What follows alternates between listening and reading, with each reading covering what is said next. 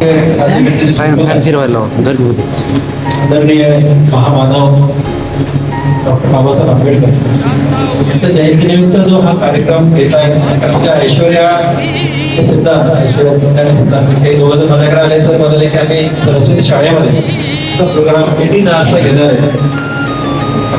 मला मी पुन्हा सांगतो ना की त्यांना मी एका मिनिटात म्हणाला मी येतो. ऍक्च्युली मला बोलायचंय, मला माहित नव्हतं मी बोलायच्या तयारीत असतो.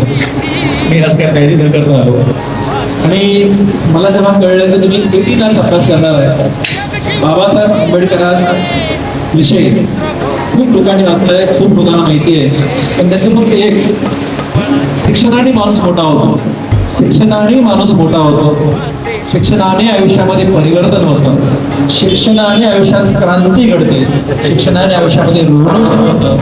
ही एकच सिक्वेन्स एवढीच एक आज मी सांगून कळवणार आहे. त्यांच्या अनेक शिकवणी आहेत तर ती सगळ्यात महत्वाची आहे. त्यासाठी सगळ्यात पहिले मी ऐश्वर्याचे आणि सिद्धांतचे तुमच्या वतीनं धन्यवाद मानतो, कारण कोणीतरी इनिशिएटिव्ह घ्यायचा असतो. आणि ऐश्वर्या मला आता सांगत होती की सर मला यंग जनरेशनला फोकस करायचं आहे आणि मला यंग जनरेशनसाठी काहीतरी करायचं आहे. पण खरं सांगू ऐश्वर्या, हेच योग्य काम आहे. जे लोक मॅच्युअर असतात तर ते ऐकण्यापुरतं हो म्हणतात पण तुला विसरून जातात, पण हे लेकर पक्के आहे. आता मी सगळ्यांना मध्ये फिरत होतो, सर मी तुम्हाला पाहिलंय, सर मी तुम्हाला ऐकलंय, सर तुम्ही मला माहित आहे का, माहित आहे तुमचा आम्ही व्हिडिओ बघितलाय, तुमचं आम्ही युट्यूबवर पाहिलंय, तुमचं भाषण ऐकलंय. आता सर बरेच लेकर मला सांगत होते. फक्त या लेकरांना पुढच्या 3 मिनिटांमध्ये एक छोटं उदाहरण देऊन मी कळून जाणार आहे, कारण मला आज भरपूर कार्यक्रम आहे. पण ऐश्वर्या आणि सिद्धांतने जो इनिशिएटिव्ह घेतलाय आणि तुमच्यासाठी जो कार्यक्रम करतायत ना, त्याच्यापुढे मला एक पुस्तकाचं पब्लिकेशन करायचं. त्याच्यानंतर मला आज 150 लोकांना डिग्र्या द्यायच्यात, असे बरेचसे प्रोग्राम माझ्यासमोर आहेत. पण तरी इथे का आलो माहिती आहे का, तर यंग जनरेशनसाठी कोणीतरी काहीतरी करतं. यंग जनरेशन तुम्हीच खरं भारत देशाचं भवितव्य आहात हे तुला कळलं आणि त्यामुळे तुला अनेक लेकरांना विचारला प्रश्न किती वेळ अभ्यास करणार आहे, प्रत्येक रात्री 11 करणार आहे. हे ऐकून मला खूप भारी वाटलं, खूप खुश झालो मी. त्यांचीही आपण प्रेरणा घेतोय, आंबेडकर साहेबांच्या मध्ये प्रेरणा घेतोय आणि त्या प्रेरणेच्या पुढे आपण कामाला लागतोय. याच्याएवढं सुख कुठेच नाही आहे. फक्त एक छोटं तुम्हाला उदाहरण देतो, शिक्षणाने काय घडतं.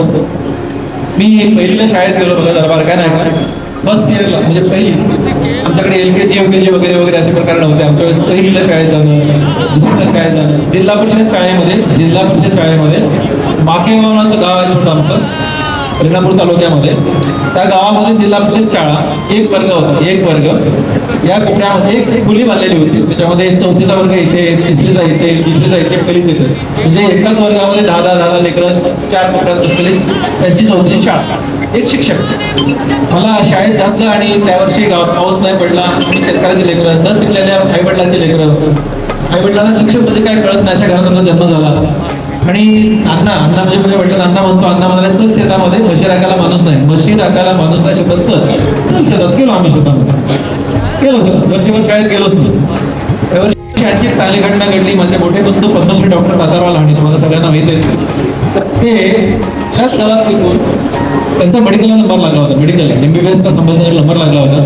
तर ते वर्षभर गावाकडे आले नव्हते, कारण आमच्याकडे तिकिटाला पैसे नव्हते. तिकिटाला म्हणजे माझे मोठे बंधू आणि मी दोघंही भाऊ आमच्या शिक्षणाच्या गावापासून आमच्या गावाला वर्षात एकदाच जायचो, कारण आमच्याकडे तिकिटासाठी 8.5 रुपये कधीच नसायचे, कधीच. कारण महिन्याला 20 रुपये खर्च पुढील काढून द्यायचे, त्याच्यावर मी शिकायचो. त्यामुळे मी गावाकडे वर्ष जायचो नाही. माझे भाऊ वर्षभराने गावाकडे असताना कळलं विठ्ठल शाळेत गेलाच नाही. गेल्या वर्षी का नाही गेला, वडिलांनी शेतात घेऊन गेलो. मग दादांनी मला, म्हणजे मोठ्या भावानी मला शंभर पण उजळणी, ABC नव्हतीच तेव्हा 4थीपर्यंत, वेगवेगळा पाडा, नाव काढायला शिकवलं. आणि जून महिन्यामध्ये शाळा भरल्या, शाळेत घेऊन गेले आणि गुरुजी समोर बसले होते. त्या गुरुजींना म्हणाले, हा माझा मोठा भाऊ विठ्ठल, त्याला न गेल्या वर्षी वडिलांनी शाळेत पाठवलं नाही, घरच्या अडचणी होत्या, पण गुरुजी तुम्हाला एक विनंती करतो, याला न पहिलीच्या मुलाकडे येतं, त्यामुळे त्यांचं पहिलीचं वर्ष वाया नका घालू आणि त्याला तुम्ही डायरेक्ट दुसरीला ऍडमिशन द्या. असं माझ्या मोठ्या भावाने शाळेत शिक्षकाकडे विनंती केली.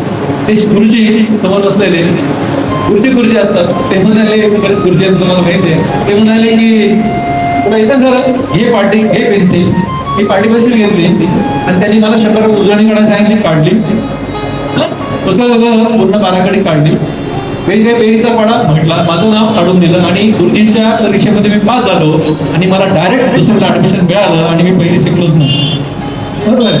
तुम्हाला सांगतो मी आता त्या दिवशी दुसरीला ज्या दिवशी मला ऍडमिशन मिळालं त्या दिवशी मला हे कळलं की शिक्षण ही आयुष्यातली सगळ्यात मोठी संधी आहे. शिक्षणाने माणूस जगातला सगळ्यात मोठा माणूस होतो.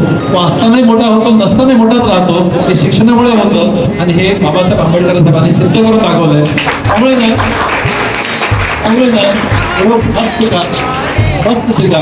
मी दुसरीला पहिला आलो होतो, त्याच्यानंतर मी तिसरीला पहिला होतो, चौथीला पहिला होतो, पाचवीला पहिला होतो, 10वीला पहिला होतो, 11-12ला पहिला होतो, 21ला पहिला होतो. मला 14 गोल्ड मेडल आहे. 14. कारण दुसरीचं जे ऍडमिशन आहे ना ती संधी होती. जर तुमच्यासमोर शिक्षण ही संधी आहे आणि ती संधी किती महत्वाची आहे. ही सगळी टीम सगळी टीम तुम्हाला दाखवते आहे. त्यामुळे या अख्ख्या टीमचं मी एकदम मनातून आभार मानतो. एवढ्यासाठी ना की तुमच्या मनामध्ये ही संकल्पना येणे आणि ती संकल्पना ही लेकरांच्या मनामध्ये घालणे. 18 तास बसणे का बसणे मला ते सांगतो. त्याला कष्ट असं म्हणतात, त्याची मानसिक तयारी असं म्हणतात. तुम्ही जेवढा जास्त बसा मला अभ्यास कमी सवय लागते आणि पुढच्या लाईफमध्ये याच्या 11-12ला जा, मेडिकलला जा, इंजिनिअरिंगला जा, लॉला जा, कुठल्याही ब्रँचमध्ये जा, बसायची शक्ती लागते, थोडी मानसिकता लागते. 18 तास साहेब का बसले त्याचं कारण आहे ती मानसिकता लागते, बसण्याची तयारी लागते आणि ही तयारी तुमच्याकडे सगळी मंडळी करून घेत आहेत. त्यामुळे ह्या सगळ्या मंडळीचे तुम्ही जेव्हा मोठे व्हाल ना, तुम्ही जेव्हा विठ्ठल आणि व्हाल ना, तुम्हाला यांना भेटून तुम्हाला आठवत नसेल पण तुम्ही आम्हाला सरदृश्य शाळेमध्ये 18 तास अभ्यासाला बसवलं होतं. हे तुम्ही तेव्हा म्हणा. ओके, मला पुन्हा सांग. आपल्या सगळ्यांचे आभार. अशाच प्रकारचे कार्यक्रम यांनी घ्यावेत आणि तुम्ही त्या कार्यक्रमाचं सोनं करावं, तुमच्या आयुष्यात सोनं करावं अशी एक तुमच्याकडनं इच्छा व्यक्त करतो आणि थांबतो. धन्यवाद.